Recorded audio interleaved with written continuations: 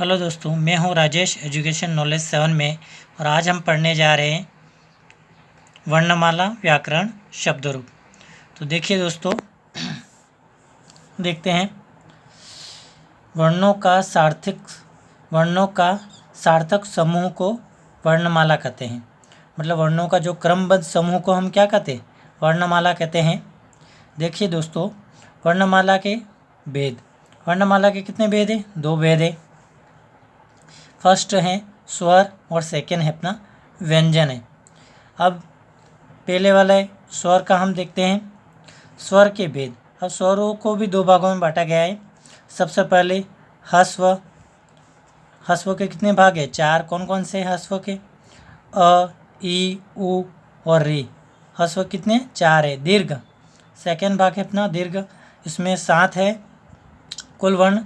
आ, बड़ी, बड़ाऊ, ए, ऐ, ओ, औ। ऐसे करके ह्रस्व 4 हैं, दीर्घ 7 है। और टोटल हम इन दोनों को जोड़ देते कितने हो जाएंगे? हमारे हिंदी के 11 स्वर हो जाएंगे। देखिए दोस्तों, आगे देखते हैं। हिंदी भाषा में स्वरों की संख्या कितनी होती है? 11 होती है। आप सबको भी पता है। कौन कौन से देखते हैं? अ, आ, छोटी, बड़ी, छोटाऊ, बड़ाऊ, री, ए, ऐ, ओ, औ। ठीक है।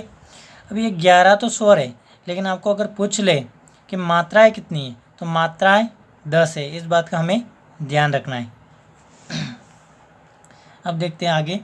भाषा की सबसे छोटी इकाई को क्या कहते हैं? वर्ण कहते हैं। बहुत ही इंपॉर्टेंट क्वेश्चन है। भाषा की सबसे छोटी इकाई को कहते हैं वर्ण कहते हैं। देखते हैं वर्णों में पहला भाग है स्वर के बारे में हम पढ़ेंगे। फर्स्ट है अपना स्वर। स्वर कैसे होते हैं? स्वतंत्र होते हैं। उसके बाद कैसे होते हैं? उच्चारण करते समय अन्य वर्ण की आवश्यकता नहीं होती। अब पहले से बता दिया, स्वतंत्र होते हैं मतलब स्वतंत्र, किसी की अन्य वर्ण की आवश्यकता उन्हें होती ही नहीं है। और देखते हम उसकी विशेषता स्वरों की। स्वर कैसे होते हैं? पूर्ण होते हैं। और क्या कहते हैं स्वरों को? स्वरों को मूल वर्ण भी कहते हैं। देखिए दोस्तों, आगे व्यंजन के बारे में।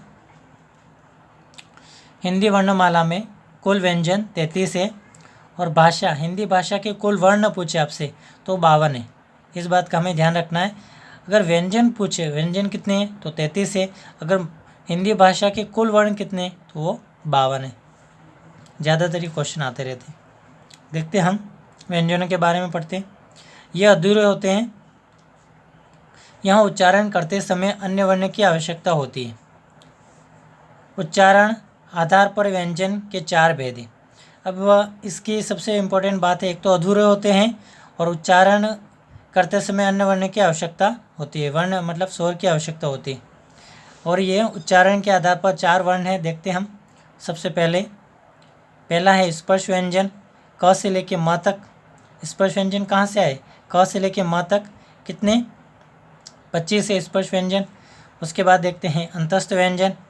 अंतस्थ व्यंजन कितने हैं? 4 है। कौन कौन से? य, र, ल, व। उसके बाद देखते हैं संयुक्त व्यंजन। संयुक्त व्यंजन भी 4 हैं, अक्ष, त्र, ज्ञ और श वाला। अब देखते हैं ऊष्म व्यंजन। ऊष्म व्यंजन भी 4 है, श, श, स, ह। ये कितने? 4 है। अब देखते हैं शब्द। शब्द कैसे बनता है? वर्णों के मेल से शब्द बनता है। किससे बनता है? वर्णों के मेल से शब्द बनता है। और शब्दों के मेल से वाक्य बनता है। और वाक्यों के मेल से भाषा बनती है। ठीक है।